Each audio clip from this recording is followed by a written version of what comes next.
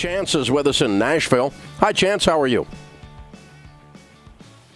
Chance? I've had better days. Uh-oh. What's up? So I had a question. My question was, how do I differentiate myself to employers? So I graduated from with a business degree in economics May 2017, and I've been looking for work ever since. So I graduated. I was on the dean's list every single semester, save one of my college career, and I graduated cum laude. Good for you. And to give you a little bit more of my background, since age 17, I've been independent, and so I've worked my way through my final year of high school and all 4 years of my college. So it's been tough. What do you want to do? I didn't get... So... What do you want to do? I've trained... What do I want to do? I trained to be a data analyst, so I'd like to get a job in that field. Okay. All right. And what do you think that position is worth? So the going market rate for that, the median, is $52,000 a year in salary. That includes people with experience that are not straight out of college, right? No. That is for people who are supposed to be out of college, bachelor's degree, to have 0 to 1 years of experience in the field. Oh, okay. All right. Because I've got some data analysts here, and I knew they made more than that, but I was wondering where you got that. Okay.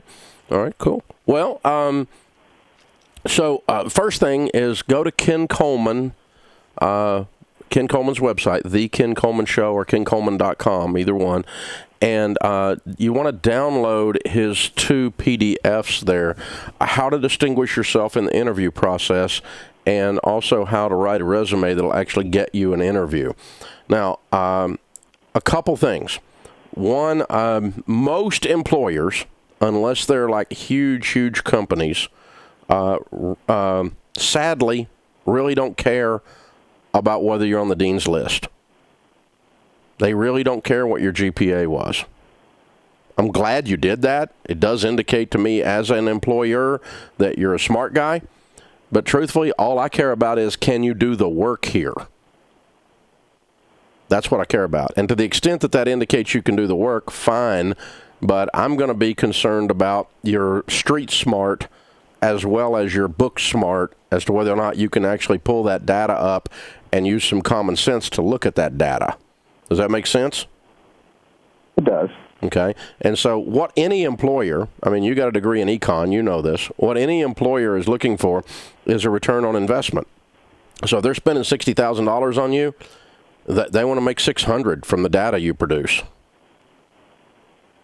And so you've got to produce data that gives them some kind of insight into their business that causes them to make money. Is that logical? It does. Okay. So what are you doing? What are you doing for food to eat right now? What kind of side? You got a side hustle or a part-time hustle or something while you're trying to eat, right? Yeah. So I finally received part-time employment this past June, and I'm a courier, and so I deliver pharmaceuticals to hospitals, regional hospitals. And when I complete my runs for the day, I usually do DoorDash, so I deliver food. Gotcha. Okay. So what are you making? How much money are you making? How much money are you making? It really varies. I mean, roughly a month. In a given month, what do you make, roughly? In a given month, roughly $2,000 to $2,500. Okay, cool. Half of what your market value is as a data analyst then. All right, cool. All right, here's a couple of ideas, and I don't know exactly how to help you break through, but I will tell you that you need to be really, really careful in the language that you use, your sentence structure and so forth, that indicates when you're talking to a potential employer that you don't feel entitled to anything, that you don't feel put out. You sound a little put out, that somehow everybody hasn't lined up to hire you, okay? And if you transfer that to me in an interview, I'm not going to hire you, because what that tells me as a hiring manager is nothing I'm doing as an employer is ever going to make you happy. That's what I hear, okay? And I understand your frustration, but I'm coaching you. You follow me? I hear you. Okay. So go in there and say, how can I add value? Not you owe me something. And you weren't saying that overtly. Don't misunderstand me. I'm not picking on you. But just be very careful that you're there to serve. When I have someone come in here that says, hey, if you pay me $60, I'll make you $600, and I can show you how. That's somebody that gets my attention. If I hire a sales rep and I'm going to pay them 10% commission, it's the same thing, right? I'm paying them $60. They're bringing in $600 in gross revenues, right? And so I can do that all day long if I think the guy or gal can sell. And so I can add that salesperson because they make me more than they cost me and all of that kind of thing. So that's what you're doing. So a couple ideas to throw on top of this. 3 ideas. Number one, go to Ken Coleman's website and download both of those PDFs. They're legit. They will give you some good. It's how to win the interview and how to write the perfect resume. Resumes are worthless, though, without these other 2 ideas. Idea number 2. You need to find someone that works for the company. I don't care if it's in shipping that you want to go to work for, that you can make a connection to, a friend of a friend, a friend, somebody you go to church with, whatever the deal, right? And so they can walk your resume into HR or into the hiring manager and say, hey, at least give this guy a look. Because here, let me give you an example at our place. We hired 200 people last year. We're in your city. We had 15,000 applications. You get lost in that no matter how cool you are. That make sense? So I understand that's how I got my current job. A friend of a friend. There you go. Friend of my Sunday school teacher. Yeah, just get me in the door. Now, I'm not asking you to hire me because this guy. I'm just asking you to get me in the door. And let me get in front of them. Okay, then go in there, all polished up. Not weird, not nerded out, but I mean, you combed your hair, you brushed your teeth, right? You're wearing a belt, all that stuff. You're dressed appropriately for that particular workplace. You go in there, you smile, you look the guy in the eye, and you say, I can add value. All I need is a shot. I will bring in this company, this organization, more than I cost.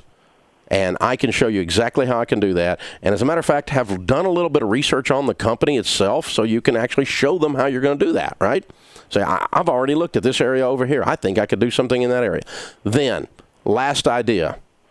If none of that works, here's a way to break in. Offer to work for 3 weeks for free. I'm going to come in here and show you.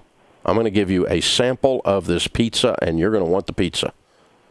I'm going to give you a sample of this biscuit. You're going to want the biscuit.